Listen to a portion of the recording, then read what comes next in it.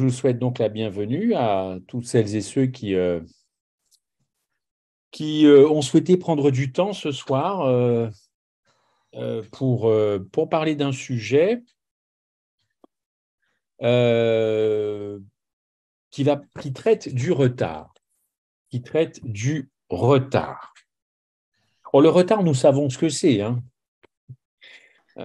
Parfois, il y a des retards chez certaines personnes, c'est chronique. On arrive en retard, on est toujours en retard, plus ou moins en retard. Donc, c'est évidemment la question du temps, du chronos en grec. Et puis, il y a les gens qui sont à l'heure, qui se font un point d'honneur d'être à l'heure, n'est-ce pas? Et c'est d'ailleurs fort agréable quand on a rendez-vous avec quelqu'un que l'autre soit à l'heure, et l'autre ne vous fait pas attendre. Et combien de gens se plaignent de souvent ou de toujours attendre les autres?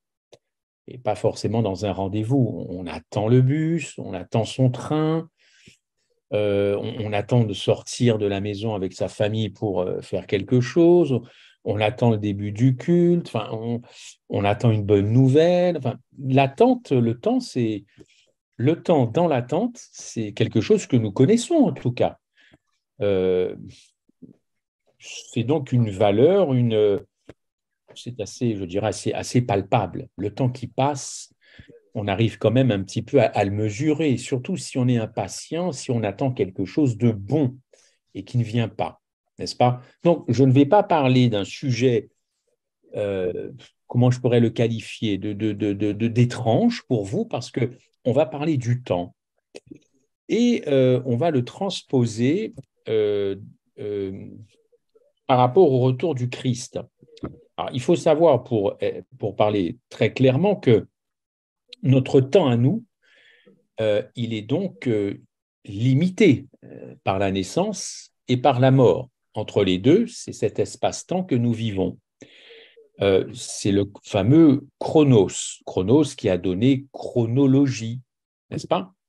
Mais le temps de Dieu, c'est pas le même temps que le mien. Et le temps de Dieu, en grec, c'est le kéros, n'est-ce pas? C'est K-A-I-R-O-S, le kéros. Alors, on a l'habitude de dire que notre temps n'est pas le sien, et c'est juste parce que le temps de Dieu est illimité, Dieu lui-même est illimité dans le temps, Dieu est un être incréé, c'est-à-dire un être qui n'a pas été créé, contrairement à nous. Et Dieu a découpé le temps, vous le savez, autant par la création, évidemment, de 7 jours littéraux. Il nous a donné un temps eh bien, pour manger, pour dormir, pour travailler, pour adorer. Dans tout ce temps-là, nous pouvons faire tout ça. Et il y en a qui manquent même de temps. Des gens qui sont tout le temps en train de courir après le temps. Ils sont très occupés. Le temps file, le temps défile. Dieu, lui, n'est pas contraint par le temps. Euh, le kéros, le sien, n'est pas le nôtre. Mais Dieu a voulu quand même rentrer dans notre temps. Le temps, sans faire de jeu de mots, de la vie de Jésus. Jésus incarné est entré dans le temps de l'homme, n'est-ce pas? Il a bien fallu qu'il grandisse, qu'il mange, qu'il travaille, qu'il marche beaucoup, qu'il enseigne, qu'il guérisse, et tout ça dans un temps de 33 ans et demi à peu près, n'est-ce pas? Donc Dieu connaît le temps de l'homme, connaît le temps humain, puisqu'il est l'auteur du temps, et il est entré dans ce temps pour nous les hommes. Alors, ce n'est pas une notion étrangère à Dieu, n'est-ce pas? Évidemment, rien n'est étranger à Dieu, mais là, puisqu'on va parler de son temps, enfin, en tout cas du temps que nous trouvons long à son retour, il sait de quoi je vais parler. Je compte sur le Saint-Esprit pour modifier peut-être les mots mal employés qui pourraient être dits par moi et qui seront évidemment corrigés par le Saint-Esprit afin que vous puissiez bien vraiment comprendre tout cela. Alors moi, j'ai juste envie de vous dire ce soir, et on se retrouvera dimanche, et peut-être une autre fois, si ça vous plaît, vous le direz aux organisateurs, à Virgile et à notre sœur Marceline, euh, que les adventistes et je m'adresse quasiment à des adventistes, donc je vais avoir un discours, non pas d'adventiste, mais qui colle très très bien à ça. Et puis si d'autres ici ce soir ne le sont pas, je le saurai, et comme ça je modifierai un peu mon vocabulaire. Mais là, les adventistes, ben, nous sommes quelque part contraints, je l'espère avec amour, de parler de la seconde venue de Christ, puisque c'est un événement qui est rappelé même dans notre nom à nous, n'est-ce pas? Adventiste, hein, ça vient du latin, vous le savez, adventus. Et adventus, c'est celui qui attend. Mais qui attend quoi? Ben justement, qui attend le retour du Christ. Donc, notre ADN est prophétique et notre nom veut déjà dire beaucoup de choses, n'est-ce pas? Celui ou celle qui attend et qui attend le retour de Jésus. Alors, la vocation des adventistes, qui est d'annoncer un message, et notre intégrité, ça exige que nous considérions quelque chose que nous ne considérons pas, c'est-à-dire notre histoire. Et pour que vous compreniez où je veux en venir, eh bien, je vais forcément aussi parler de l'histoire de l'Église. Mais j'essaierai de le faire très simplement pour ceux qui ne sont ni habitués ou ceux qui n'étudient pas l'histoire de la dénomination et ce qui s'est passé. Dans les grandes lignes, je vous rassure. Donc, notre vocation et notre intégrité, ça exige qu'on connaisse notre histoire et que nous affrontions une question importante. Pourquoi Jésus attend? Pourquoi, en fin de compte, le délai? Et on va voir si effectivement il y a un retard et s'il y a un délai. On prendra du temps dans les questions-réponses tout à l'heure. Alors, se demander déjà pourquoi le délai, c'est quelque part un petit peu confirmer la réponse. C'est-à-dire qu'il y a eu un retard à la seconde venue de Jésus-Christ. Il y a, et j'essaierai de vous le montrer, je ne suis pas là pour vous convaincre.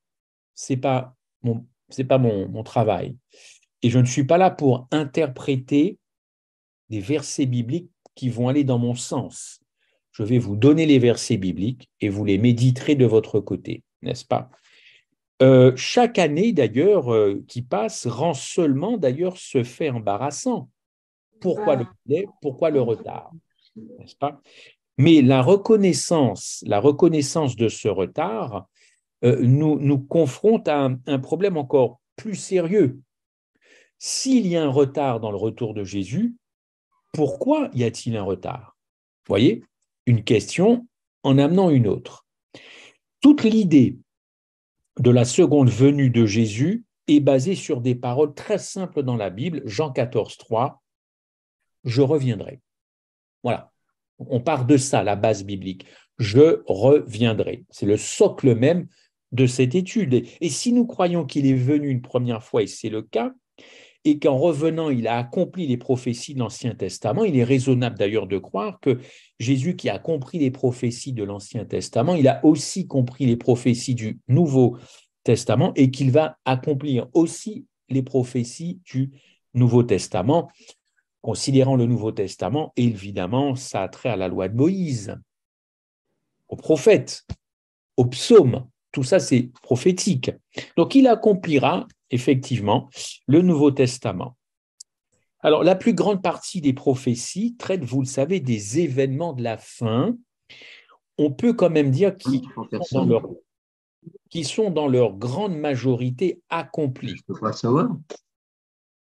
Je ne dis pas qu'il ne reste plus de prophéties à accomplir, mais dans la grande majorité, elles sont accomplies. Et on a atteint en 2023 dans le monde, je dirais, dans notre histoire, on a quand même atteint dans cette histoire presque un summum, n'est-ce pas? Presque un summum.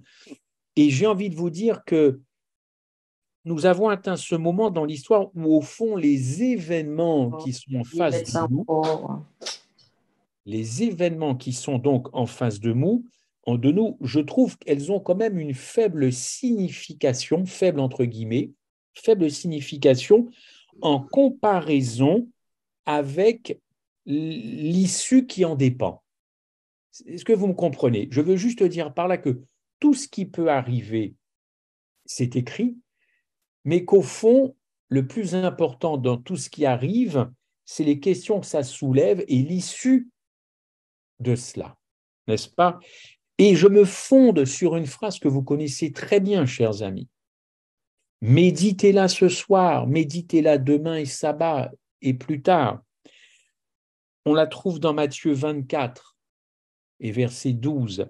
Parce que l'iniquité abondera, l'amour du plus grand nombre se refroidira. Est-ce que vous voyez quelque chose? La somme des événements qui se déroulent sous nos yeux, tout ce qui se passe, et cette phrase. Quel lien vous faites entre cette phrase et les cataclysmes, les guerres et tout ça qui sont des signes des temps de la fin? Est-ce que vous faites une relation entre ce verset, parce que l'iniquité abondera, l'amour du plus grand nombre se refroidira? Il faut que vous fassiez un trait d'union, un pont. Mais cette phrase, beaucoup continuent de l'attribuer aux mondains, aux gens du monde. Parce que l'iniquité abondera, l'amour du plus grand nombre se refroidira. Cette phrase a été dite par Jésus, non pas aux gens du monde, mais il a été dit au peuple de Dieu. Pourquoi? Tout simplement parce que le monde, comme je dis, n'a jamais professé aucun amour pour Jésus-Christ. Matthieu 24, verset 12. Donc c'est bien une phrase pour nous les chrétiens adventistes du 7e jour. Cette phrase, Jésus nous l'a dit directement. Parce que l'iniquité abondera, l'amour du plus grand nombre de chrétiens adventistes se refroidira. C'est pour le peuple de Dieu que cette phrase a été écrite. Ce qui n'avait pas été compris à l'époque Daniel, ça lui a donné quand même des sueurs froides et des maux de tête puisqu'il est venu malade, n'est-ce pas?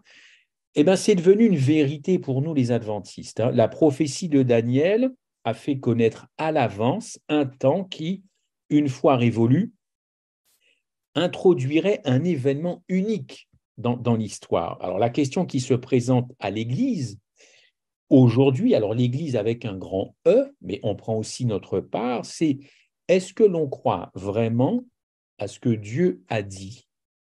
Et si oui, est-ce que nous sommes décidés à faire face à cet enjeu présenté donc par cet événement? Oui, le retour du Christ, on y croit, bien sûr. La prophétie fait appel à un temps où ce que l'on appelle le type et l'antitype, c'est-à-dire 4000 ans de symboles dans les services du sanctuaire et dans le ciel même, rencontre un point culminant du plan du salut. Et ce point culminant, c'est évidemment l'effacement des péchés dans le sanctuaire, mais dans le cœur de l'homme. 4000 ans, 4000 ans, les prophéties se retrouvent. On a une date que vous connaissez, 1844, et au bout, là, de la pointe, là, 1844, purification du sanctuaire, qui veut dire purification, évidemment, de mon cœur.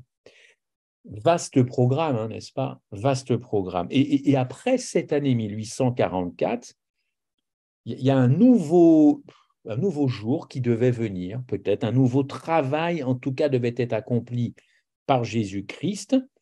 Ce travail, un véritable cérémonial, n'est-ce pas? À l'image de ce cérémonial du jour des expiations que vous connaissez bien dans l'Ancien Testament, le Yom Kippour. OK. Selon ce scénario, ce climax 1844, point de réunion entre en tout cas beaucoup de prophéties, évidemment, le second avènement du Christ, on le sait, ne pouvait pas avoir lieu avant 1844, Daniel 7, 14. OK? Tout ça, c'est le temps de Dieu qui donne du temps à l'homme. Voilà, tout est bien structuré. Il y a un moment où Dieu a dû dire, maintenant, c'est bon, il va falloir que je revienne. Mais avant, il y a quelque chose de très clair.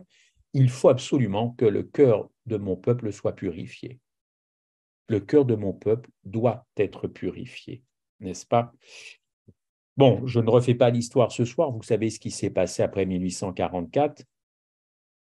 Beaucoup d'adventistes aujourd'hui sont subjugués lorsqu'ils regardent un petit peu tous les événements mondiaux et ils tentent de donner, on va dire, une interprétation spirituelle religieuse, voire politique, de tout ce qui se passe, explication biblique de tout ce qui se passe.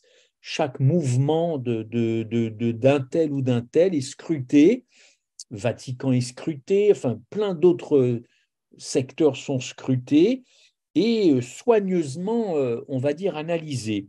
Et beaucoup de membres adventistes, chrétiens, sont très intéressés aussi par une loi du dimanche. On en parle d'ailleurs très récemment, on en a parlé, je crois, il n'y a pas très longtemps, il me semble. Mais ce que je ne comprends pas, c'est qu'on a beaucoup parlé de cette loi du dimanche, mais on n'a quasiment pas dit, ou j'ai très peu entendu, qu'une loi du dimanche ne peut pas être mise en place. Je n'ai pas tellement entendu ça. Cette loi ne peut pas être mise en place avant qu'un peuple ne soit préparé à affronter cette loi. Alors, il y en a qui réclament le retour du Christ à Hu et à Dia. Reviens Seigneur Jésus, reviens, reviens. Oui, alors nous savons qu'effectivement, il doit se passer des choses avant. Dans ces choses avant, il y a la loi du dimanche.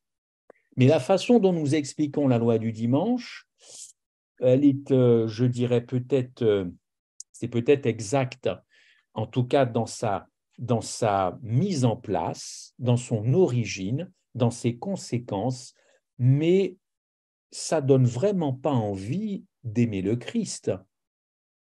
Or, beaucoup ne seront pas en capacité d'être prêts pour affronter cette loi. C'est bien beau de dire la loi du dimanche va arriver, mais encore faut-il être en capacité d'affronter cette loi. J'ai un petit livre chez moi qui s'appelle Sunday Law, n'est-ce pas, la loi du dimanche, et il faut savoir que la loi du dimanche a failli être promulguée aux États-Unis. Ce n'est pas quelque chose de nouveau, la loi du dimanche.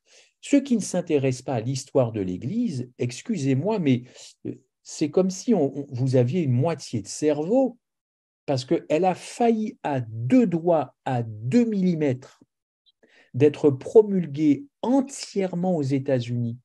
Savez-vous que cette loi a déjà été promulguée dans certains, comment je pourrais dire ça, aux États-Unis, non pas dans certaines villes, mais dans certains États.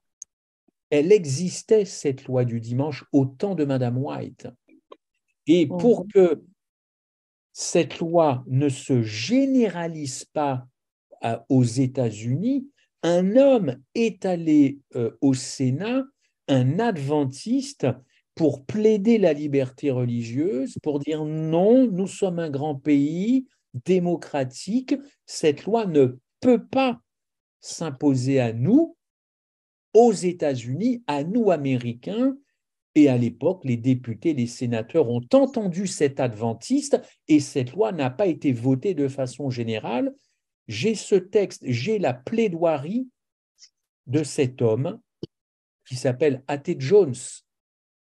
Donc pour nous ici, en Occident, en Europe, on est tout excités à la loi du dimanche. Il y en a qui flippent déjà, il y en a qui sont très contents parce que ça veut dire que Jésus revient, mais je suis désolé, elle était à 2 doigts et elle a même été encore une fois promulguée aux États-Unis.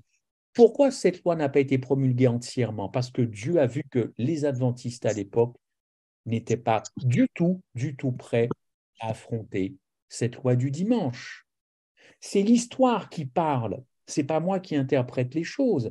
Il y a eu des dates, il y a eu des votes et il y a eu tout un texte lu par cet homme, A.T. Jones.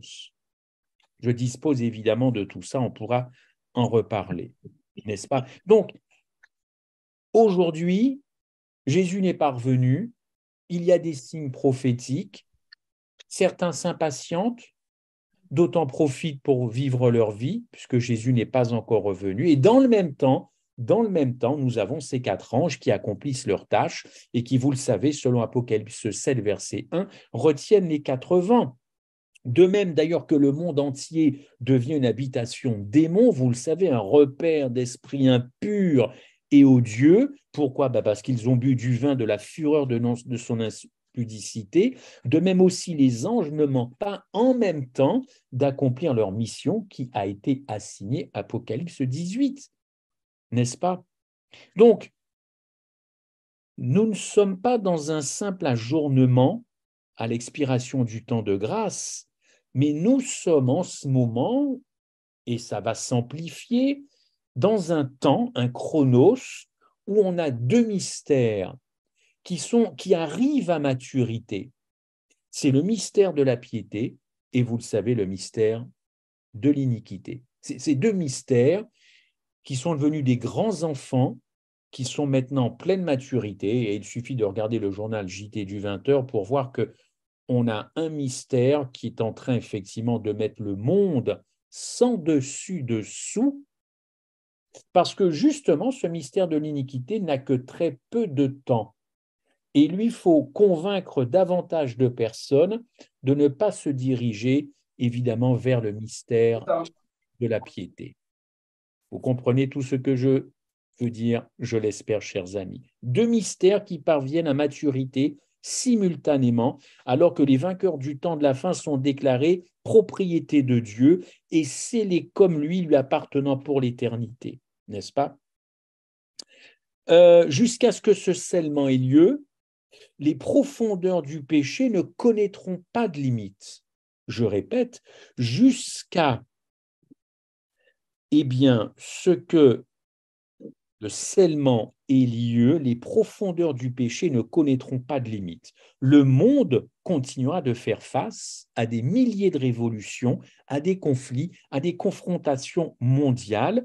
Toutes ces choses que nous voyons, que nous entendons, aussi terribles, chers amis, qu'elles puissent vous paraître, ne peuvent pas pousser Jésus à revenir avant. Terrible comme affirmation, mais cruellement vrai. L'état de cette planète ne pourra qu'aller progressivement en empirant et ça ne poussera pas Dieu à revenir. C'est pas ça qui le fera revenir. Moi, je suis époustouflé quand j'entends des prières où un tel dit, Seigneur Jésus, reviens, regarde l'état de la planète, regarde l'état du monde, regarde ces guerres, regarde ces atrocités, ces viols, il faut que tu reviennes mettre un terme à ça. Alors, je suis là, je prie, je dis, mais c'est curieux quand même de demander à Dieu de revenir uniquement parce qu'il y a trop de misère sur la terre, trop de misère, trop de violence. Lui demander vraiment, viens mettre un terme à ça. Entre parenthèses, comme s'il était un peu indifférent, on lui rappelle un peu l'état du monde. On n'informe pas Dieu de l'état du monde. Hein. Ne soient pas des journalistes, hein. On n'informe pas Dieu. Soit dit en passant. Mais prier pour que Dieu revienne, pour mettre un terme à ça, je trouve ça d'un égoïsme, mais alors incalculable. L'état du monde ne poussera pas davantage, ni ce soir, ni demain, Dieu à revenir, tout simplement. Pourquoi? Tout simplement parce que son retour est lié à un peuple, le sien, n'est-ce pas, qui dans ce marasme, oui, alors là pour le coup, dans ces atrocités, ces guerres et ces cataclysmes, oui, dans tout ça, un peuple devra se tenir debout devant le Christ. Ah, et c'est là, c'est ce peuple-là, quand Dieu le jugera, ce peuple immergé dans tout ça, ce sera le déclenchement, le déclencheur. Parce que si Dieu donnait du crédit aux prières des adventistes, s'il obéissait aux prières des adventistes, s'il exauçait les prières des chrétiens, il reviendrait donc. Le problème, c'est que n'oubliez jamais le texte de 2 Thessaloniciens 2,8, Dieu est un feu dévorant. Et celui-là même qui a fait la prière pour que Dieu revienne, et si Dieu revient, celui-là même, celle-là même, mourra. Mourra. Car nous ne sommes pas en mesure de rester debout et d'affronter la justice de Christ, car Dieu est un feu dévorant. Nous ne tiendrons pas un millionième de seconde, nous serions détruits et calcinés sur place. Beaucoup d'adventistes pensent que le retour de Jésus n'a pas eu encore lieu parce qu'ils ressortent tout le temps ce verset, 2 Pierre 3,9, que vous connaissez par cœur. Oui, Dieu ne veut pas qu'aucun périsse, mais souhaite que tous parviennent à la repentance. Beau verset, soit dit en passant, que vous connaissez très bien, 2 Pierre 3,9. Alors c'est vrai qu'il est exact que Dieu souhaite que tous soient sauvés. Mais je vous pose une question, est-ce que ce sera le cas? Alors si ce n'est pas le cas, comment on va comprendre ce verset-là? Dieu ne veut pas qu'aucun périsse, mais souhaite que tous parviennent à la repentance. Le problème, c'est que une telle hypothèse ignore ce que dit vraiment le texte. Si Dieu pouvait suivre son plan, personne ne serait perdu. Personne, n'est-ce pas? En fait, Dieu ne veut pas qu'aucun périsse, mais cependant des milliards périront. Des milliards périront.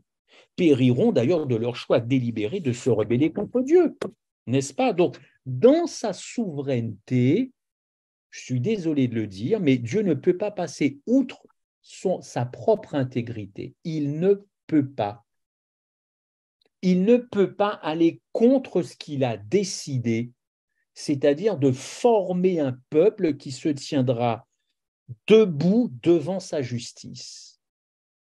S'il revient avant, il grille tout le monde, au sens propre comme au sens figuré. Et il ne peut forcer personne à accepter sa justice, n'est-ce pas? Donc, c'est là une merveilleuse vérité que cette justice qui a été offerte fournit d'ailleurs la liberté d'accepter ce don gratuit, Romains 5, 18. En outre, cette hypothèse de ce texte de 2 Pierre 3, 9, si cette hypothèse que Dieu doit attendre que tous parviennent à la repentance est correcte, il ne pourrait y avoir de second avènement. La raison en est que chaque année qui passe, et ça c'est mathématique, c'est arithmétique, la population du monde augmente. Nous sommes aujourd'hui 8 milliards de terriens. 8 milliards, n'est-ce pas? Donc, la population augmente. Du coup, à cause de ça, les possibilités, n'est-ce pas, que de chrétiens, qu'un nombre plus important de personnes viennent à la repentance, ce sera forcément sans fin, n'est-ce pas? Il y aura toujours une autre génération qu'il faudra appeler à sortir du péché. Donc, plus on avance dans le temps, plus les générations se succèdent, plus on est nombreux, moins forcément, arithmétiquement, il devrait y avoir de repentance. Donc cette attente interminable exige toujours plus de repentance. Et ça sabote évidemment le plan de Dieu qui, lui, veut revenir. Évidemment, évidemment. Dieu attend que son image dans l'univers, je dis bien dans l'univers, et chez les chrétiens, mais que ça se voit dans l'univers, évidemment, soit reproduite. Posez-vous la question, est-ce que c'est le cas? Et puis, il y en a d'autres qui déclarent que le retard, c'est simplement quelque chose de stupide, de penser que Jésus est en retard et que Jésus n'attend pas, n'est-ce pas? Ils disent que nous devons tout simplement accepter le calendrier de Dieu, n'est-ce pas? Et ils prennent un texte qui existe dans la Bible, Acte 17, verset 31. Il est écrit qu'il a choisi un jour où il jugera le monde. En effet, Dieu doit juger le monde, bien entendu. Acte 17, 31. Ces personnes pensent que Dieu a marqué un jour précis sur son calendrier pour sa seconde venue et que c'est un truc très arbitraire. Il ne reviendra ni avant ni après, mais au jour qu'il a choisi, et seul Dieu sait et connaît ce jour. Alors, donc, toutes ces histoires de délai, de retard, ça ne tient pas. Ce n'est pas biblique, ça ne tient pas, n'est-ce pas? Donc, dans cette hypothèse, il n'y a pas de retard, il n'y en aura jamais. C'est juste que ce moment-là, dans le calendrier de Dieu, n'est pas encore arrivé. Bon, entre-temps, chers amis, la race humaine est en train de mourir. Elle est en train de disparaître sous le péché. elle est en train de souffrir physiquement, moralement, dans des détresses incommensurables, des petits-enfants qui disparaissent, des guerres qui n'en finissent pas. Entre-temps, nous sommes tous en train de mourir à petit feu. Voilà, nous mourrons à petit feu, mais ce n'est pas grave pour ces gens-là. Ce n'est pas grave. Le plus important, ce n'est pas les guerres, les meurtres, les viols, les pédophiles, les assassins, ceux qui décapitent les gens. Ce n'est pas grave ça. Le plus important, c'est que Dieu a fixé un jour et qu'il va se tenir à ce jour, ni avant, ni après, peu importe ce qui se passe. Écoutez,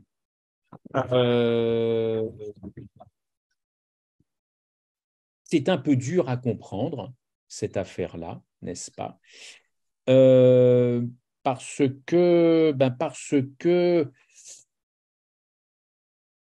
le péché devient de plus en plus expansif, exponentiel, et qu'on a du mal quand même à penser que nous aimons ce Dieu qui, au final, ne tient pas compte de la souffrance. Et de façon très arbitraire, il s'est dit, je reviendrai à telle époque. Dieu a fixé un jour, c'est vrai, mais je crois au fond de mon cœur que ce n'est pas un décret divin qui a été pris arbitrairement il y a très très très longtemps, n'est-ce pas? Je pense véritablement, comme le pense un autre auteur d'ailleurs, pour lequel je me suis inspiré ce soir, je pense que ce jour, ce fameux jour inscrit dans le calendrier de Dieu, ça doit ressembler à quelque chose comme ce que je vais dire. Une épouse prête à se marier, disposée à aimer son époux le Christ comme jamais, n'est-ce pas? Et à s'engager avec son époux le Christ comme jamais pour l'éternité, n'est-ce pas? Je crois que quand son époux sera dans cet état-là, ce sera effectivement la date de son retour. Car encore une fois, Dieu fait preuve d'intégrité vis-à-vis de lui-même.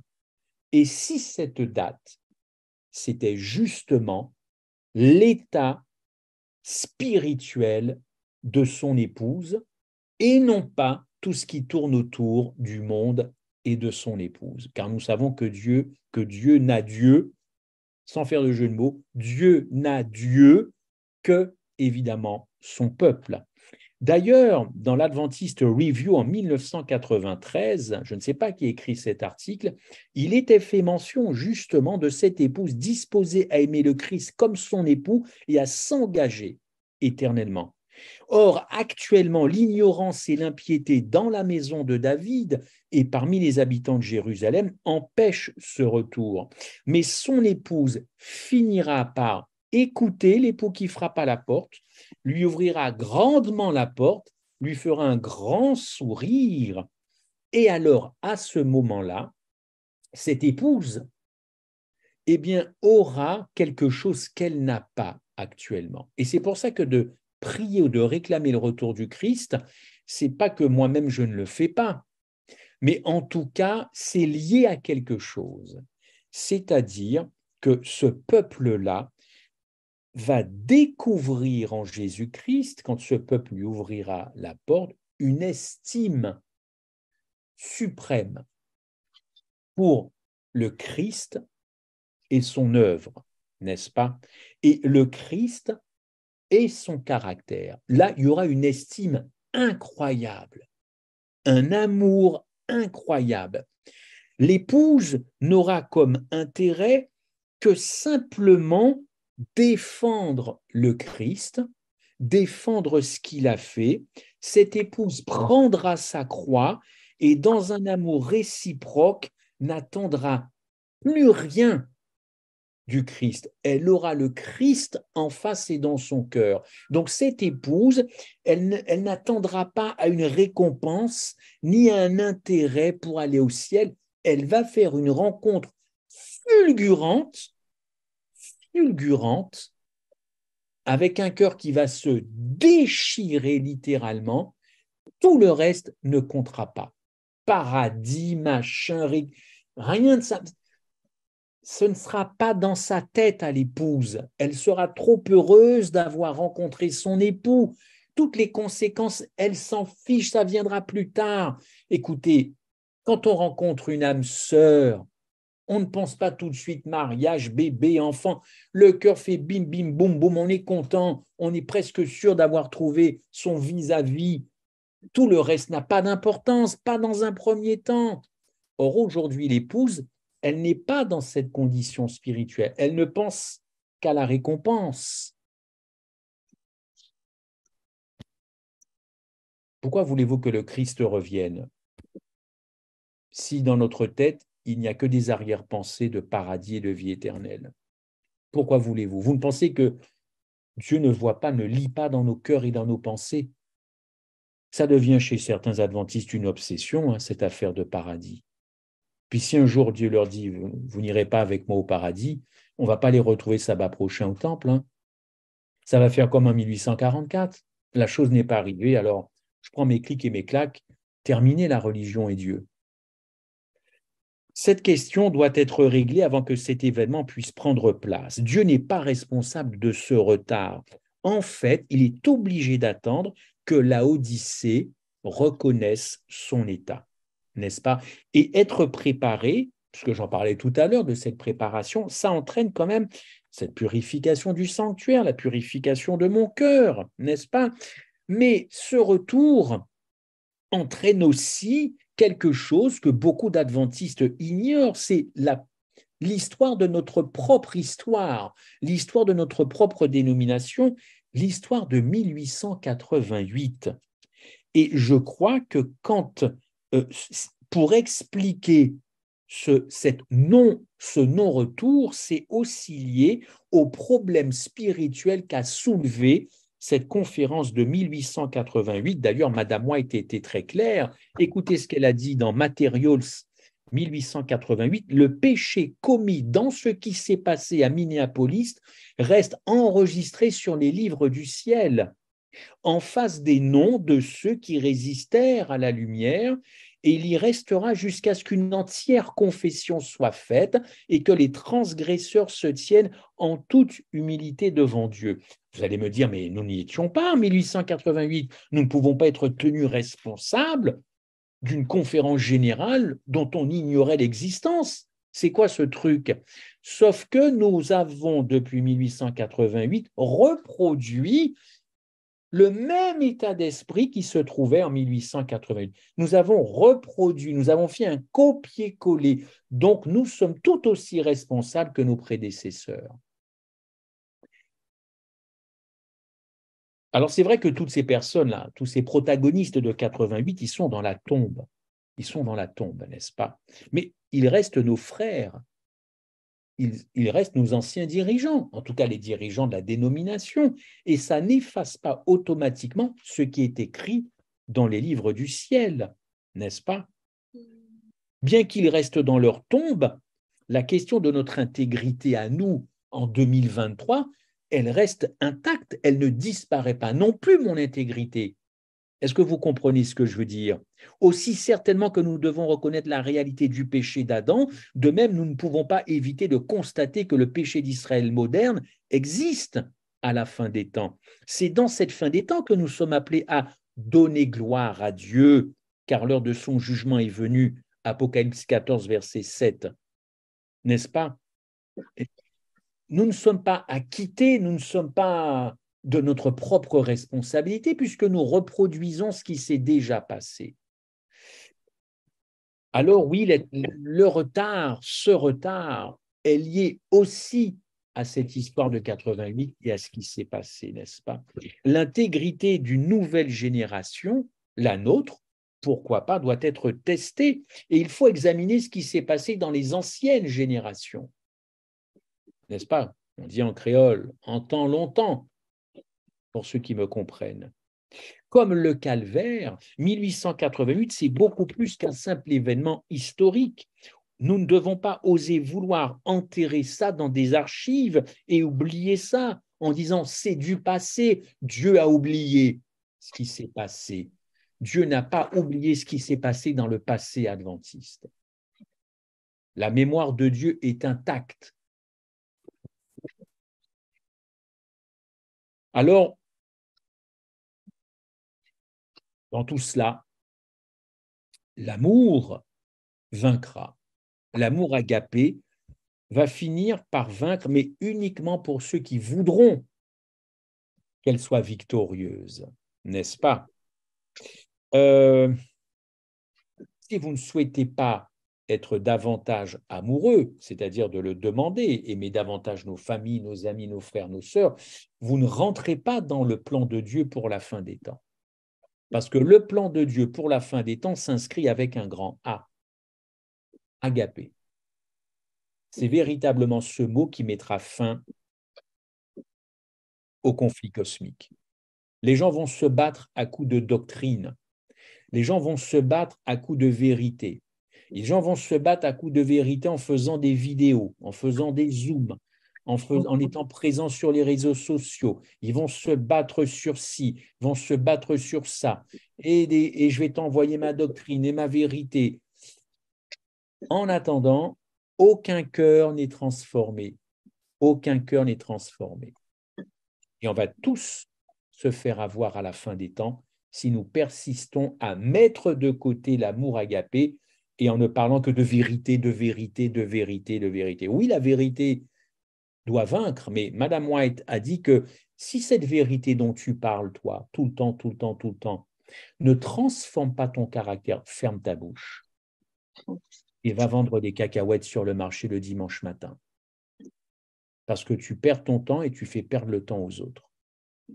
Ferme ta bouche si la vérité ne te transforme pas. N'est-ce pas?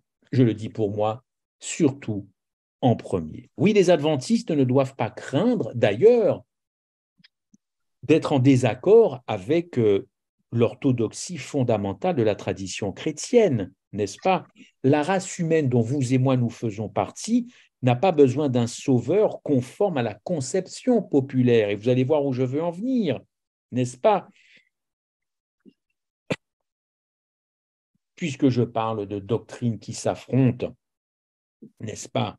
L'acceptation d'un certain nombre de vérités profondes, mais ces vérités, quand on y réfléchit et quand on les a bien absorbées, ça doit pouvoir transformer ma vie tous les jours, hein, au boulot, à la maison et à l'église. Et il y a un thème fondamental, c'est l'humanité de Christ, n'est-ce pas? Et là, on peut dire qu'il y a quand même des choses que Dieu regarde quand il regarde l'Église adventiste ou la chrétienté en général, hein, tous les chrétiens, ils fixent ça et ils se disent, bon, il y a des vérités fondamentales, déjà, ils n'y croient pas, et ceux qui y croient, ça ne les change pas. Alors, est-ce que je vais revenir? Mais non, il faut d'abord qu'ils acceptent d'être transformés. Je vais prendre 3 sujets que vous connaissez, c'est-à-dire la nature humaine de Christ avant ou après la chute. Les adventistes ne sont pas d'accord. Ça continue des centaines d'années encore à discuter, n'est-ce pas? Adam n'était pas sujet à la mort avant que le péché devienne une réalité, oui ou non? La théorie d'avant la chute, Jésus-Christ qui aurait endossé la nature d'Adam, mais avant qu'Adam chute, mais vous faites une croix sur le calvaire en pensant comme ça, n'est-ce pas? Et du coup, vous faites échouer le plan de la rédemption. C'est tellement clair qu'il a endossé la nature humaine d'Adam après, n'est-ce pas? Et puis un autre sujet, c'est la seconde mort. Est-ce que vous vous y penchez sur la seconde mort? C'est quoi la seconde mort bibliquement? La seconde mort, on parle d'expiation. Dieu regarde. Qu'est-ce qu'on a fait de son expiation, enfin l'expiation du Christ? Comment on pense à ça? Comment on traite ça? Est-ce que c'est bien traité? Est-ce que c'est bien enseigné? Est-ce que c'est bien vécu? L'expiation fait toujours référence au sacrifice de Jésus-Christ. Mais c'était quoi ce sacrifice? Est-ce que c'était ces 6 heures à la croix, n'est-ce pas? Évidemment que c'est terrible et personne ne voudrait même être cloué 1 minute. Mais c'était ça le sacrifice, 6 heures à la croix, c'était la flagellation, les crachats, l'ignominie, les insultes, c'est ça le sacrifice du Jésus-Christ? Les souffrances physiques, le harcèlement moral, est-ce que c'était ça son sacrifice? Il y en a qui vont vous dire oui, mais c'est incomplet. mais je suis Jésus. Je me dirais, mais il me prend pour qui? Elle me prend pour qui? Le sacrifice, pensez-y, ça a sûrement commencé à l'incarnation. Vous imaginez Dieu se retrouver, comme dit un ami, dans un utérus féminin. C'est pas bien grand un utérus féminin. Et vous y mettez le Dieu de la création de toute éternité dans un tout petit utérus féminin pour qu'au bout de 9 mois, ça donne un bébé. Alors, vous imaginez qu'on a Dieu compressé dans un utérus, Dieu compressé, alors que c'est le Dieu. Vous y pensez? C'est déjà pas un sacrifice, ça, pour Dieu? Un instant.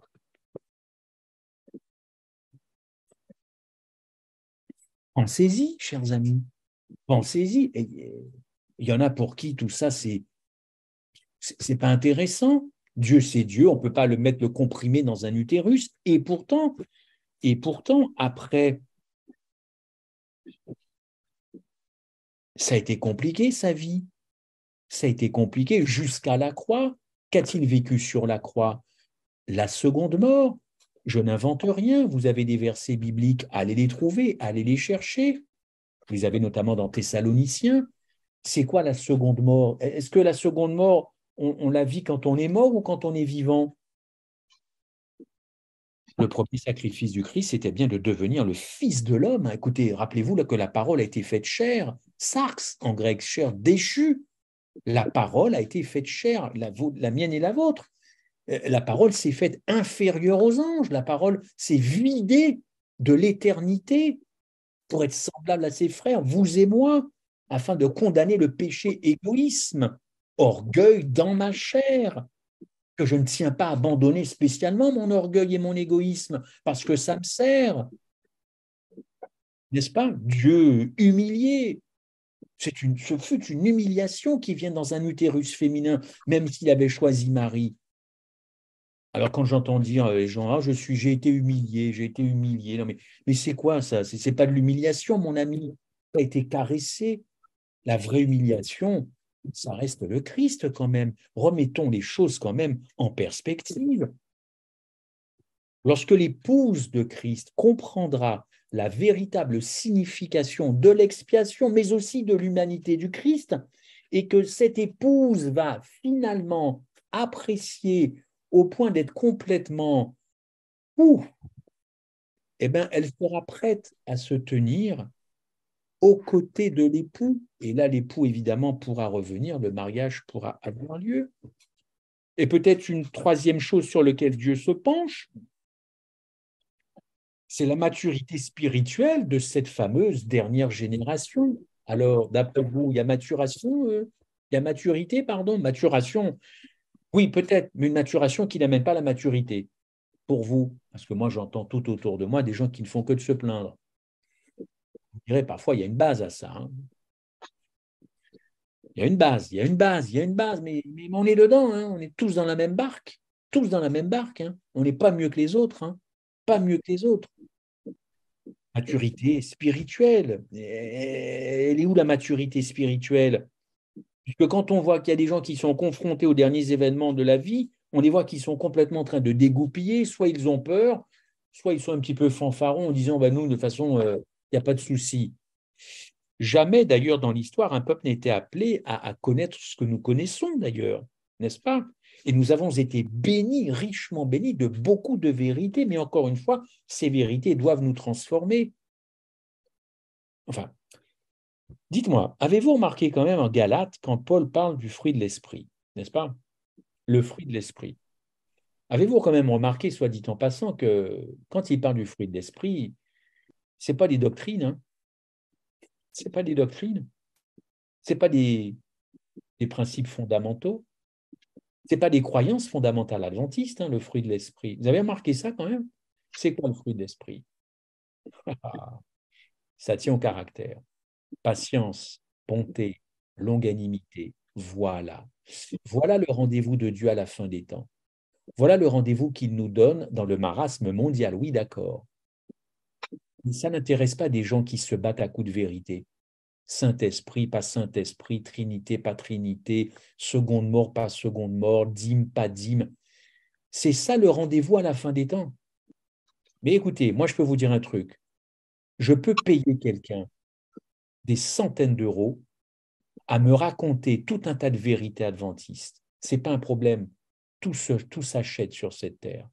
On peut acheter des gens pour raconter toutes nos vérités, toutes nos croyances fondamentales. Cette personne dira la vérité. Je l'aurai payé pour ça. Elle n'aura pas le choix. Elle ne fera que de dire des vérités. Et pour autant, qu'est-ce que ça changera à son cœur? Rien. Donc, les batailles, ce n'est pas notre rendez-vous à la fin des temps. Notre rendez-vous à la fin des temps, c'est cette épouse qui, comme je vous l'ai dit, sera tellement bouleversifiée par le sacrifice qu'elle lâchera prise, comme disent les psychologues. Ce rendez-vous, c'est quand elle sera mûre spirituellement et qu'elle fera fi de toutes sortes d'humiliations. Je suis choqué, je suis humilié, je suis outré. Madame ou monsieur est outré. Parce que le Christ à Golgotha, lui, il n'a pas été outré par hasard. Je crois que nous devons quand même demander pardon à Dieu, non pas pour les péchés que nous commettons, bien sûr qu'il faut le faire, mais c'est vraiment de le prendre pour quelqu'un qui n'a pas compris ce que nous vivons. Il a très bien compris ce que nous vivons parce qu'il est passé avant. Je crois qu'il faut remettre les choses en perspective, chers amis. Franchement, c'est le moment. Si on rate ce rendez-vous, c'est foutu. C'est terminé. Dieu sait très bien ce qu'il fait. Il n'y a pas de raison qu'il revienne. Il n'y a pas d'amour. Un amour qui est sous-tendu, évidemment, par des choses concrètes. Il ne s'agit pas de dire j'aime, j'aime, j'aime, j'aime, j'aime, j'aime. On est bien d'accord. On est bien d'accord. Écoutez, le Seigneur, encore une fois, j'ai tellement de choses à vous dire, je ne sais même pas si j'irai au bout. Le Seigneur, je suis presque en train de terminer, le Seigneur ne peut contraindre ni conquérir une âme par la peur, n'est-ce pas? Par la peur, ce qu'il espère gagner par amour. Ceci explique la raison capitale de sa patience. Sa patience qu'il maintient dans ce délai, dans ce retard. Dans ce retard, il est patient parce qu'il veut obtenir quelque chose par amour et non par contrainte, n'est-ce pas? Que peut-il faire de plus que d'attendre notre désillusion? C'est là la sagesse de son amour et c'est là la stratégie divine. Notre péché du rejet de la lumière du grand cri ne peut pas être vraiment vaincu tant que nos motivations dans nos cœurs ne sont pas révélées à notre conscience. Ce travail de recherche en moi-même, ça inclut la purification du sanctuaire. Oui, parce que j'arrive quand même à avoir des choses dans le cœur que mon cerveau refuse d'admettre. La carotte de l'évangile. Fais ça et tu seras sauvé. Baptise-toi et tu auras ton petit mètre carré, ton 20 mètres carrés au ciel. Fais ci et tu seras dans les papiers de Dieu. Tout ça n'amènera que de la désillusion parce que nous n'aurons pas fait cette rencontre avec le Christ. Il y a très longtemps, j'ai lu un livre, je le dis de temps en temps, de Roberto Badenas, Rencontre avec le Christ. Et je revenais à l'Évangile quand je suis tombé sur ce livre. Il m'a profondément bouleversé. Rencontre avec le Christ. J'avais besoin à ce moment-là de lire cela. Après, j'ai avancé, mais il me fallait step by step, étape par étape. Ne grillons pas les étapes parce que Jésus revient. De toutes les façons, c'est à Dieu de juger où tu en es dans ce step by step. Rencontre avec le Christ. Alors oui, je le répète, il est peut-être aussi en train d'attendre notre désillusion, car il va y avoir de la désillusion. Ce que nous avons manqué de croire en 1888, il nous faut l'apprendre aujourd'hui en traversant des détours sinueux, mais il y a des détours sinueux qui sont salutaires. Un détour, parfois, c'est un désagrement, ça ne fait pas plaisir, c'est vrai. C'est même pour certains une épreuve, mais au fond, la destination finale, elle sera atteinte pour ceux qui voudront bien s'y coller, s'y prêter à cette histoire de 1888, car Dieu a parlé à l'adventiste à cette époque-là. Petite citation de Madame White.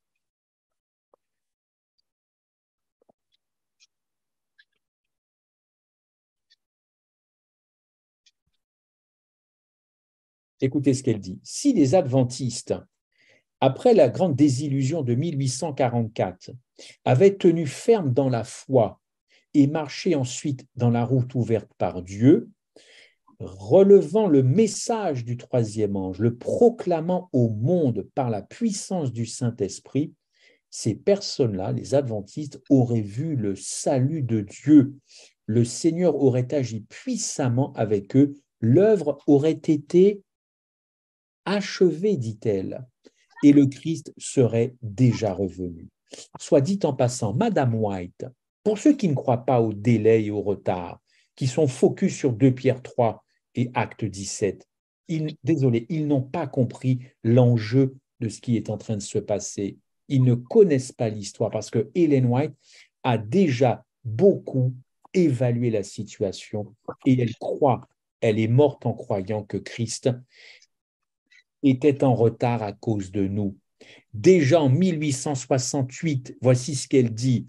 Dieu ne veut pas que son peuple périsse. Telle est la raison d'un si long délai.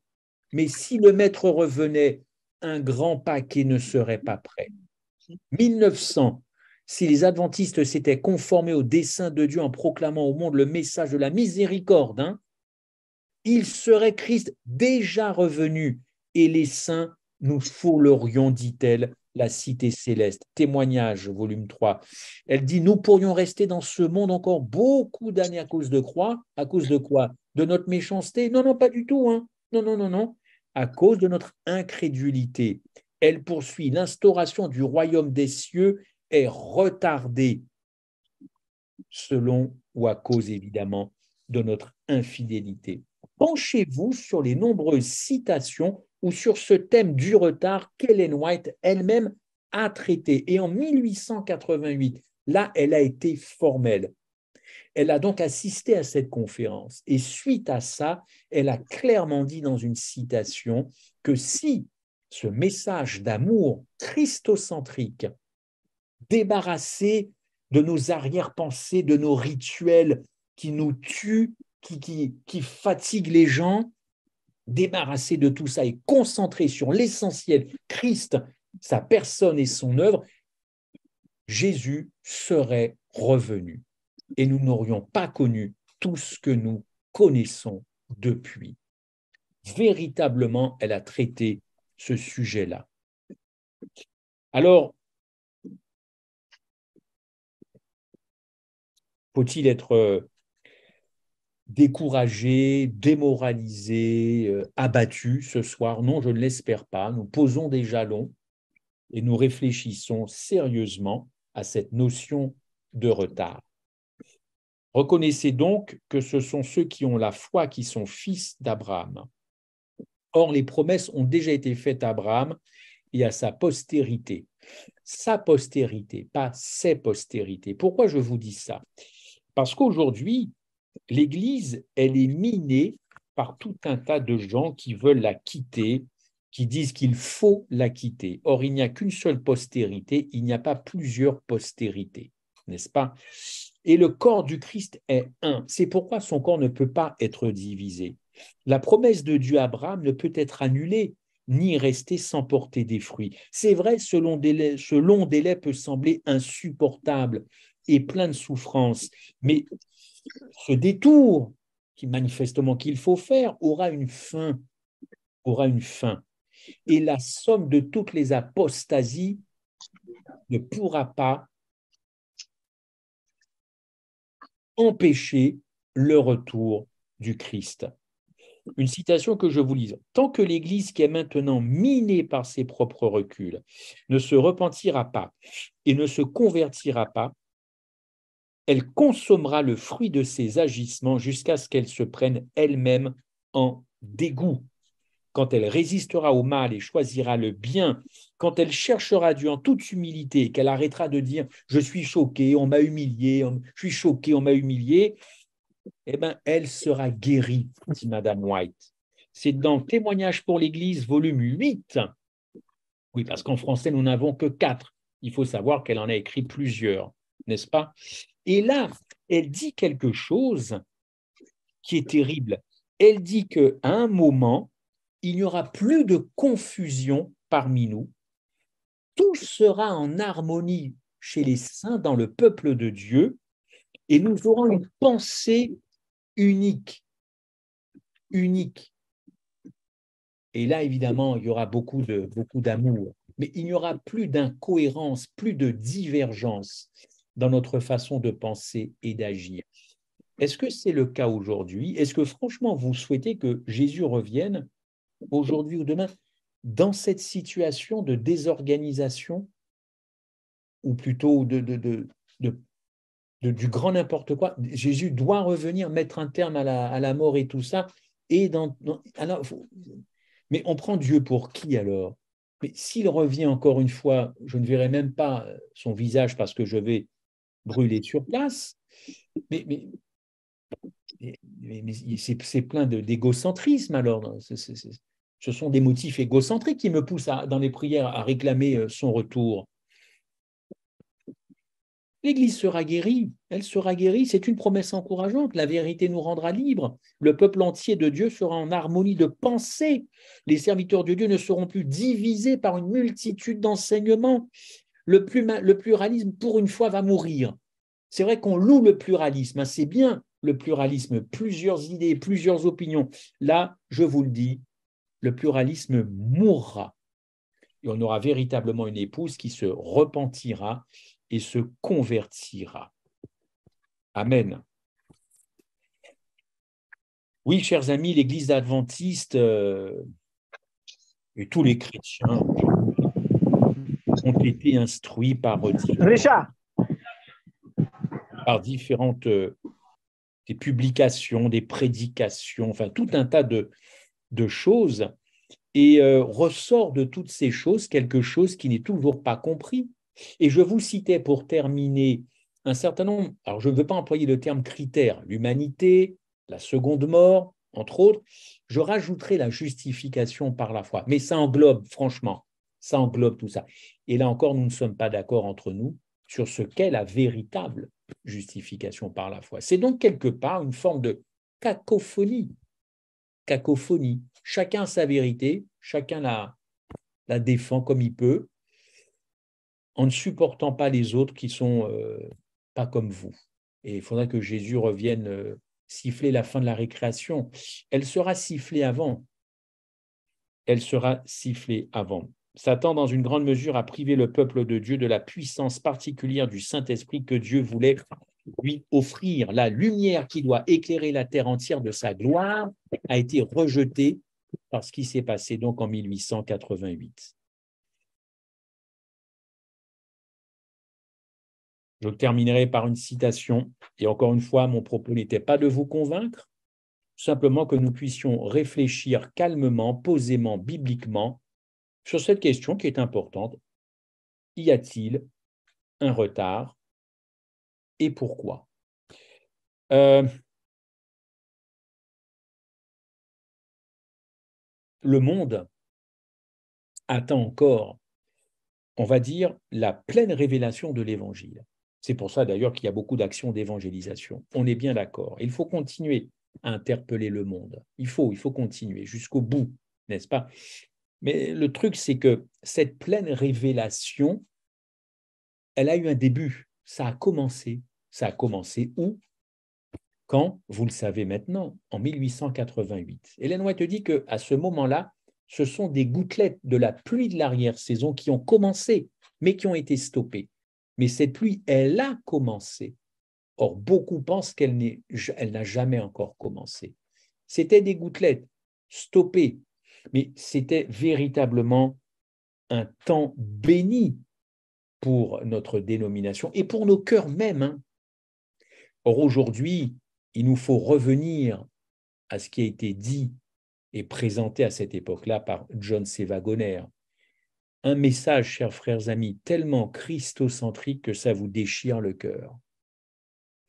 Alors j'espère qu'il en sera de même pour nous tous, n'est-ce pas?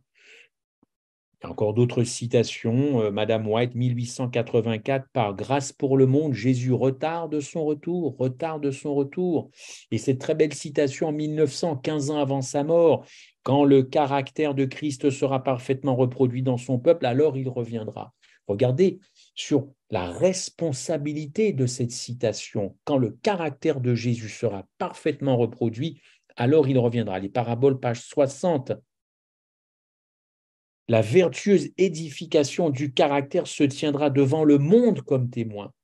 Les gens, je vous le dis, ils n'ont que faire de nos vérités, ils n'ont que faire de nos doctrines, ils n'ont que faire de nos lois. Des lois, il y en a partout. Des lois, il y en a tous les jours à la télé. Tous les jours, les politiques font des lois, des lois, des lois. Donc, les gens en ont marre de ça. En revanche, ils vont vous regarder droit dans les yeux, droit dans les yeux. Ils vont tous nous scanner pour voir quel est notre caractère. Et s'ils sont convaincus, preuve à l'appui, expérimentalement, que votre caractère, ça ressemble farouchement à Galates 3, le fruit de l'esprit, eh bien, Madame White dit, c'est à ce moment-là que l'œuvre va progresser. Vous avez entendu cette citation dans Medical Ministry? La vertueuse édification du caractère se tiendra devant le monde comme témoin. Alors, l'œuvre progressera. Que l'Éternel nous garde et nous bénisse et nous fasse bien réfléchir, parce qu'il y a une grande différence en tant qu'adventiste du 7e jour entre le faire et l'être, E accent circonflexe, TRE. Nous sommes trop souvent dans le faire et nous ne sommes pas assez dans l'être. Or, c'est l'être que les gens vont voir. Parce que le faire, ils vont être conquis, 15 jours après, ils vont vous envoyer balader, 2 mois après, on ne sait plus où ils sont. Soyons d'abord qui nous sommes, comme dit Ellen White, pour être des témoins à la fin, plutôt que de tout le temps réclamer un retour qui ne se fera pas pour les raisons que je vous ai citées. Et j'aimerais bien ne plus avoir à citer ces raisons pour que, comme vous et moi, nous puissions embrasser sur la joue, les 2 joues, notre Seigneur et Sauveur Jésus-Christ. Amen. Amen. Amen. Merci, Christophe. J'ai une question, comme on voyait ici.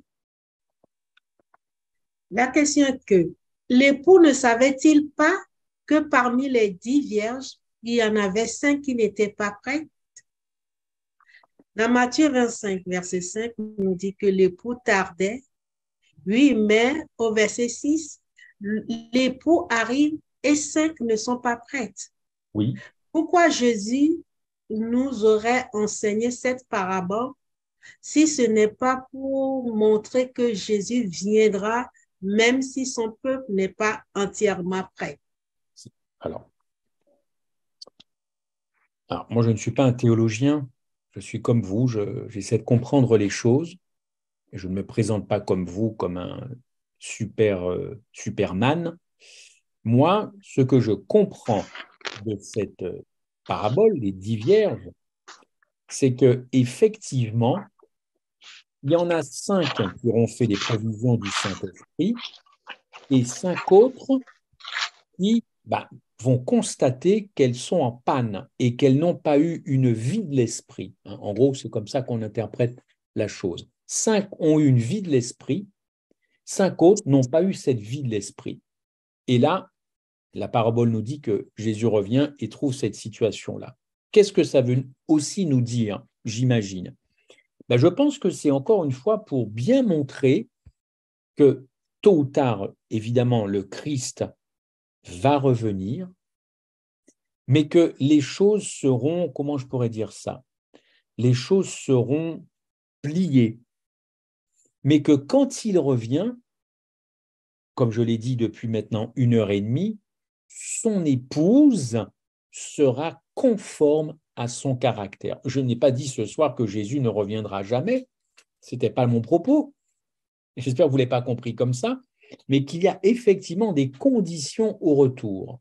Donc, Jésus reviendra, vous aurez toujours effectivement des gens qui n'auront pas fait provision, mais les 5 là ressemblent vraiment, vraiment, vraiment au caractère de Dieu.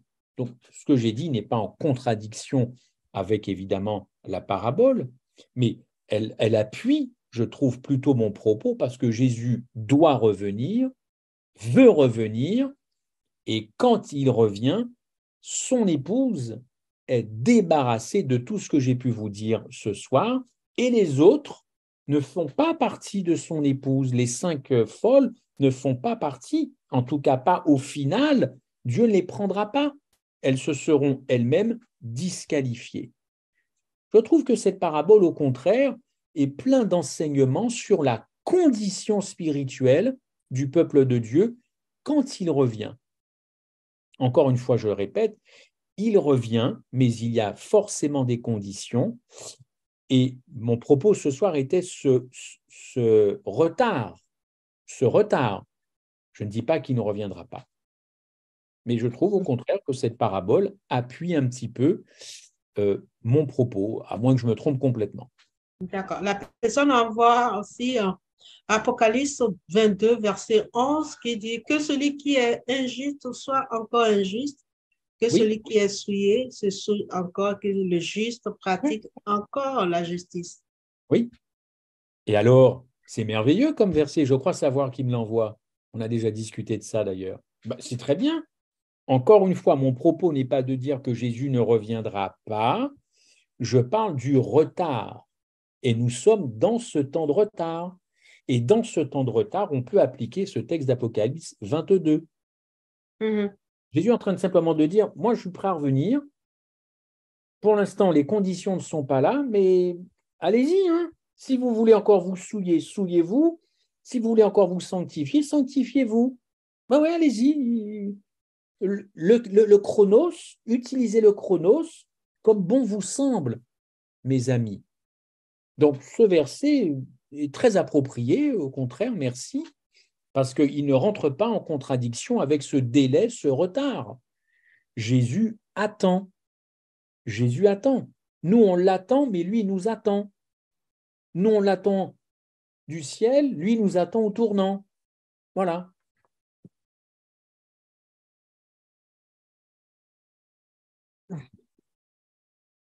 Donc, que ça soit clair que Christophe ne dit pas que Jésus ne Non. reviendra jamais si le peuple n'est pas prêt. Mais il va venir à son temps, le temps qui est fixé, ce que j'ai Et compris. il vient chercher une épouse qui est prête. Pas une épouse qui est en train de se préparer, mais l'épouse, elle est prête. Je crois à cette théologie du retard, avec les versets bibliques que je vous ai donnés et en appui les citations d'Ellen White. Et notamment avec, encore une fois, ce qui s'est passé dans notre histoire en 1888. Si vous voulez comprendre pourquoi Jésus n'est pas encore revenu, il faut vous intéresser au message de 1888. Si ça ne vous intéresse pas, ce message, c'est votre droit, mais vous êtes en train de couper votre cerveau en deux et vous ne comprendrez pas pourquoi Jésus n'est pas encore revenu. Et ceux qui pensent qu'il n'est pas encore revenu ressortent toujours les mêmes arguments. Et ces arguments-là, eh bien, quand vous les enlevez du contexte, vous vous trompez complètement. C'est 2 Pierre 3,9 et Acte 17. Voilà. Comprenez ce qui s'est passé en 1888 et vous comprendrez pourquoi le Christ n'est toujours pas là. C'est ce que j'ai découvert quand j'ai découvert le message. On a vu. D'accord. Est-ce qu'il y a des questions? Ah, quand même. Ah, on Ah, va en prendre. alors, Marceline, c'est quand même 2 heures qu'on cherche ton visage, Marceline. On a été Alors, rare. vous avez des questions, vous pouvez, on a encore 5 minutes. Oui, on n'est pas en retard, nous. Hein. Attention, hein, on n'est pas en retard. Vous pouvez poser des questions. Alors, donc, quand Jésus attend l'épouse, ça veut dire que Jésus lui-même, il sait déjà qui sont sauvés Il et il nous les attend. attend. Il Il nous nous attend. attend. Il nous attend. Et le temps est long pour lui, mais il nous attend. Écoutez, si vous aviez un truc à retenir ce soir, je vais le mettre dans le chat. C'est ce mot. C'est ce mot. Intégrité. Moi, je le prends d'un autre livre qui a été écrit par un frère. Intégrité. Dieu ne peut pas aller contre son intégrité. Il ne peut pas aller contre la bonne nouvelle. Il ne peut pas aller contre le message de 88. Il ne peut pas aller contre ce que l'on appelle cette fameuse sanctification. Il ne peut pas aller contre Madame White. S'il va contre tout ça, il serait déjà revenu. Il serait déjà revenu, mais il ne peut pas faire fi de ça. C'est impossible pour Dieu d'aller contre lui-même. Donc, dans nos prières ou autres, ne forçons pas Dieu à revenir. Ce serait le pousser dans les bras de Satan. Je pèse mes mots. Ce serait le pousser dans les bras de Satan parce que le premier a dit hop, hop, hop, regarde, tu reviens. Ils ne sont absolument pas prêts. Ils n'ont pas voulu se préparer. Ils n'ont pas que ça à faire. C'est le pousser dans les bras. C'est impossible que Dieu se retrouve dans les bras de Satan. C'est pas possible. Ouais. Alors, il y a Ella qui pose une question dans le message. Bonsoir Christophe, tu as dit que Jésus avait aussi du retard pour sa première venue. Et pourtant, il y avait une prophétie de 70 semaines, esprit le retard. Donc, Galates 4, verset 4. Attends, je vais remonter. Lorsque les temps ont été accomplis, Dieu a envoyé son Fils. Oui, ben, je n'ai jamais dit que Jésus avait du retard dans sa première venue. Attention, hein, je n'ai pas du tout parlé de la première venue, hein, on est d'accord. Hein. Moi, je parle de la seconde. Hein. Je ne sais pas, non, je ne sais pas où la sœur m'a vu dire ça, mais rassurez-moi, je n'ai pas parlé du retard de la première venue. Je ne parle que de cette seconde que nous attendons. Ça, là, tu peux prendre la parole, tu peux On ouvrir est ton d'accord micro. que Jésus est venu une première fois, on est d'accord. Il est venu sur terre. Il va revenir une deuxième fois, on est d'accord. Il va revenir une troisième fois, on est d'accord. Après le millénium. Voilà. Donc, il faut savoir de quelle venue on parle. Moi, je parle de la deuxième. Bon, elle va écouter. Alors, il y a d'autres questions? Il devrait y en avoir, vu qu'il y a quand même un petit peu de monde. Alors, il y a encore quelqu'un qui dit « Dieu n'est pas encore revenu, c'est qu'il veut que tous ses enfants reviennent à la repentance. » Oui, bien sûr, mais est-ce que ce sera le cas? Mais c'est sûr que c'est une condition, la repentance, bien entendu. Mais la repentance de quoi? La repentance de nos péchés? Bah oui, mais quel est le plus grand péché selon vous? C'est peut-être Marty. C'est quoi le plus grand péché selon Marty? C'est le vol, le mensonge? C'est quoi le plus gros péché? Est-ce qu'il y a des plus gros péchés? Le Saint-Esprit? Le Saint-Esprit, celui-là, il est impardonnable. On est bien d'accord, mais le plus gros péché, c'est simplement de dire à Dieu, dégage. Dégage de ma vie. Voilà. Dégage de ma vie. Va-t'en. C'est ça. Et après, ben, évidemment, vous êtes seul, vous êtes isolé. Là, vous faites tout à fait n'importe quoi, mais c'est surtout ça. Nous sommes un certain nombre à penser que le plus gros péché, c'est quitter la sphère relationnelle de Dieu. C'est dire, je ne veux pas tout ça. Va-t'en, dégage. Ce n'est pas ceux qui mentent ou ceux qui font. C'est fou le camp, quoi. Dégage. Voilà, c'est ça. Alors, j'ai une petite question. Vas-y, Philippe. Oui, merci pour ce programme. Je suis tellement ravi de tout ce que nous venons d'écouter ce soir. À propos de ce qui s'est produit en 1888, là, est-ce qu'il peut nous faire un petit résumé de ce qui s'est passé en 1888? Moi, quand il donnait les dates là, moi, mon esprit est arrivé à 1844. Oui. Mais je ne sais pas trop ce que tu peux nous aider à nous rafraîchir la mémoire de ce qui s'est passé en 1888. Alors, merci. il n'y a pas de problème. Ce que je propose, c'est que ça fasse l'objet d'un autre rendez-vous. Hein. Là, je serai beaucoup plus complet.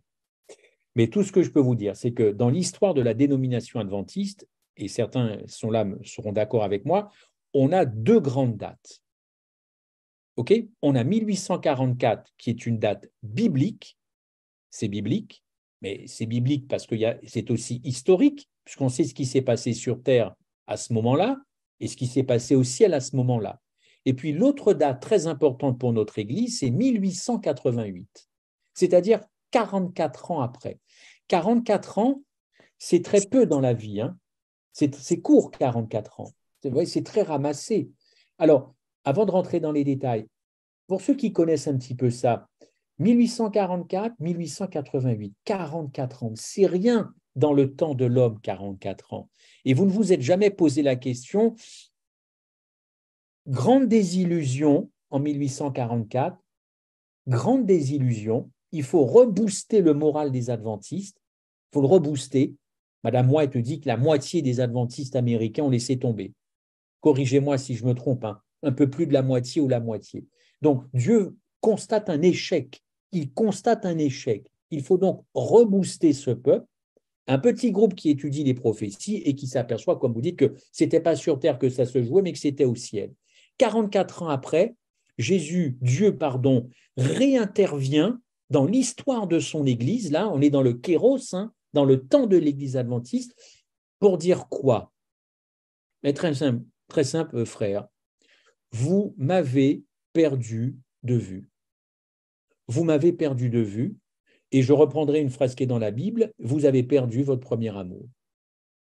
Et c'était un drame pour Dieu qu'entre 44, rebooster le moral des adventistes, et 1888, à nouveau un échec. Vous comprenez que Dieu passe son temps à nous rebooster notre morale, parce qu'il sait que nous fatiguons et nous sommes désabusés assez rapidement.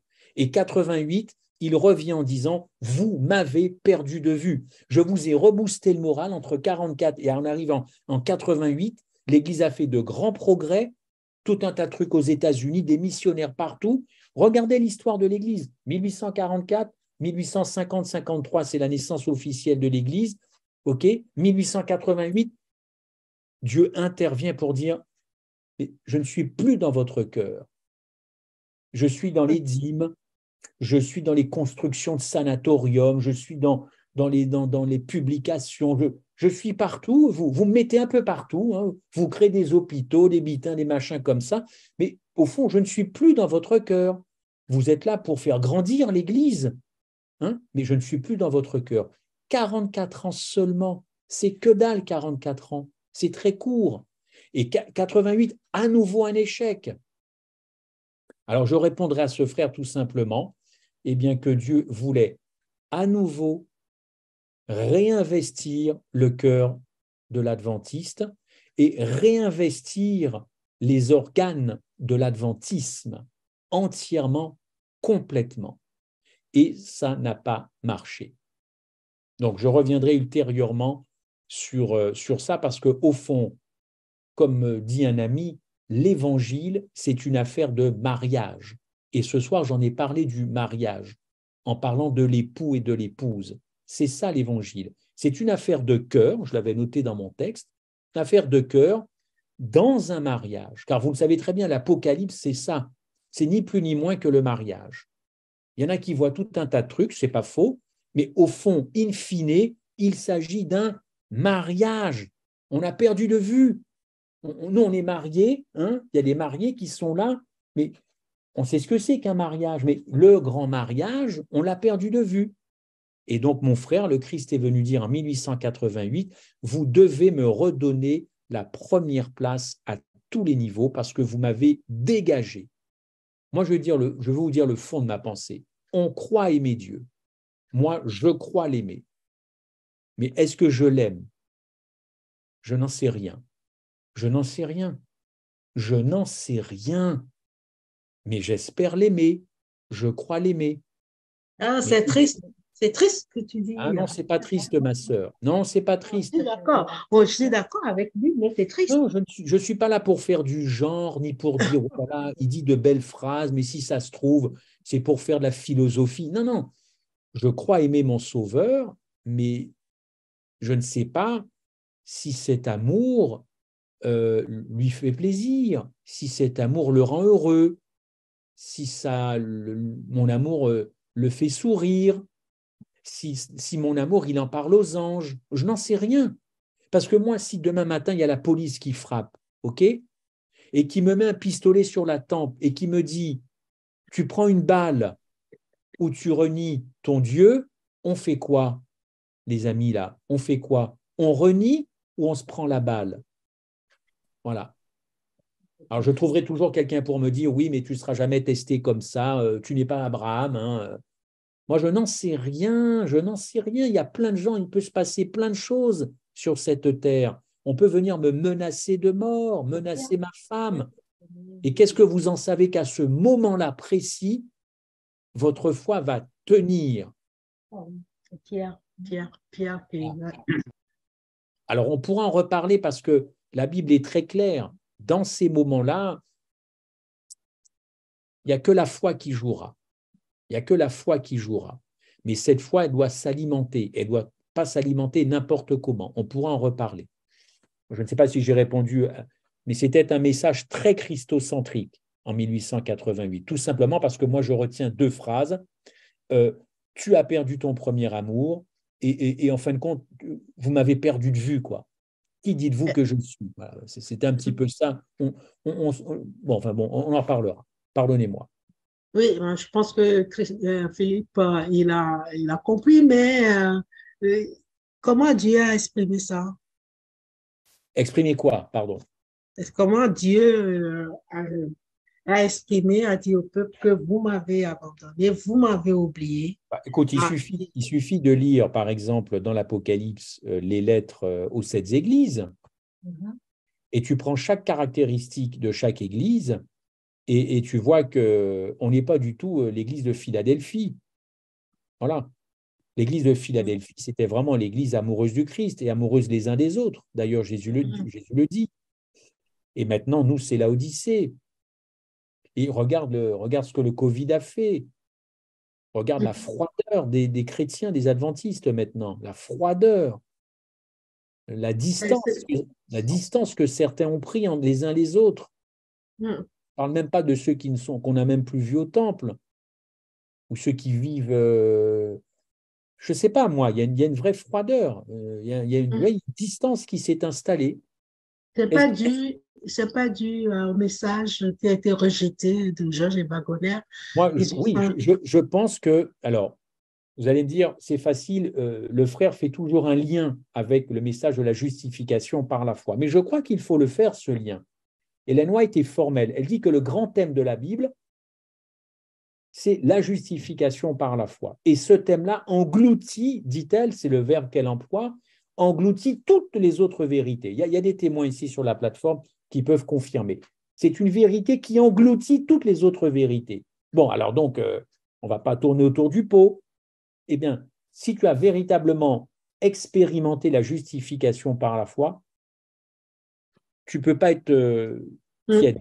Tu peux pas être tiède. La plus grande preuve, on me dit souvent, mais prouve-moi que le message a été rejeté. Ah, il faut toujours des preuves aux gens. Si tu n'amènes pas de preuves, c'est que tu parles pour ne rien dire. Pour moi, la preuve ultime et suprême que ce message a été rejeté dans les cœurs, c'est l'état de l'Église aujourd'hui, l'état des relations aujourd'hui. Voilà. Je peux prendre la parole, Christophe, s'il te plaît? Oui, Hélène White est très claire. Elle dit que si le message de la justification par la foi avait été accepté, Jésus serait revenu. C'est une citation. Donc, si Jésus n'est pas revenu, c'est que le message n'est pas accepté. Il n'y a pas de… C'est mathématique. Et je voulais parler, par exemple, pour les 10 vierges tout à l'heure. la première application de la parabole des 10 vierges que fait Ellen White, c'est justement 1844. La première application. C'est-à-dire qu'il y avait un peuple de chrétiens qui attendait, entre guillemets, le retour de Jésus, mais comme Jésus n'est pas revenu, un certain nombre, un grand nombre, plusieurs milliers, ont abandonné la recherche biblique. Et une poignée, 75 personnes ont continué. Donc, c'est très peu. Mais elle applique la parabole des 10 vierges à ces personnes-là, ceux qui ont abandonné et ceux qui… C'est pas moitié-moitié. On voit bien. Donc, il ne faut pas faire de la mathématique. La moitié de l'Église aura accepté, etc.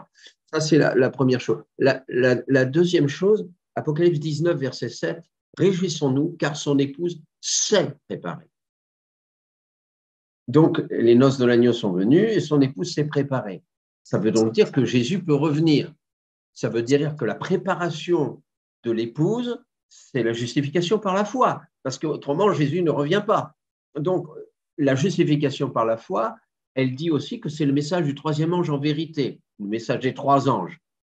C'est très clair. Donc, nous avons parlé beaucoup du message des 3 anges le trimestre passé.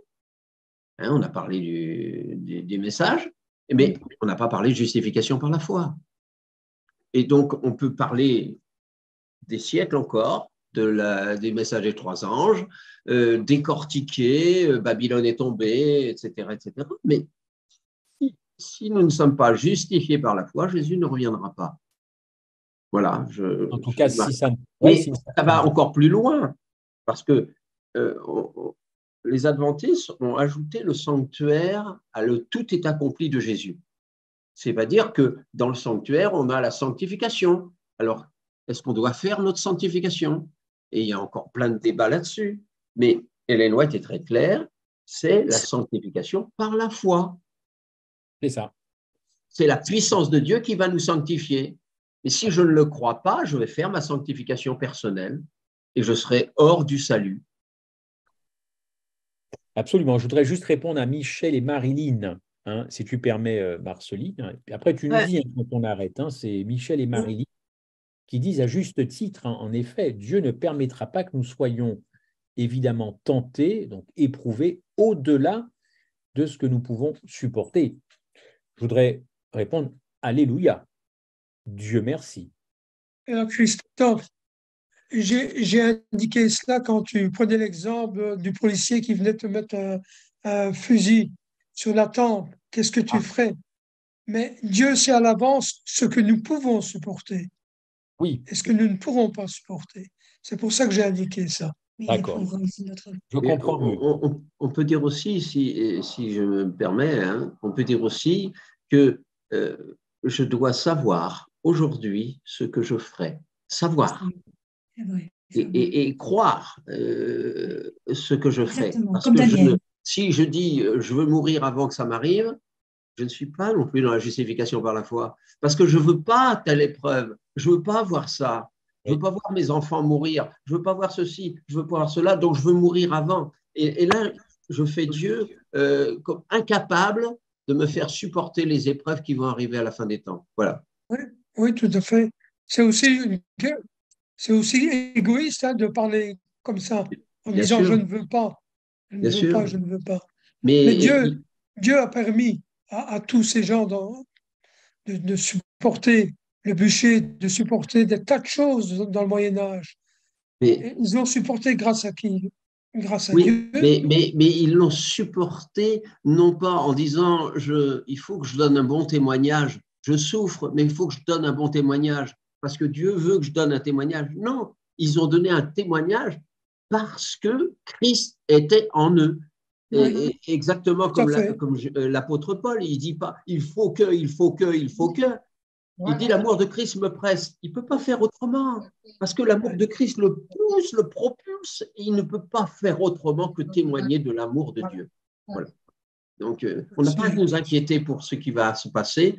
Ellen White dit ne vous inquiétez pas de ce qui va se passer. Ayez la seule crainte, c'est d'oublier comment Dieu nous a conduits dans le passé. C'est vrai, tout à fait. Donc, Dieu nous a conduits dans le passé. et nous avons à faire confiance, qui va continuer de nous conduire et de nous transformer et de nous rendre aptes à tenir dans les temps qui vont venir. Absolument. Amen.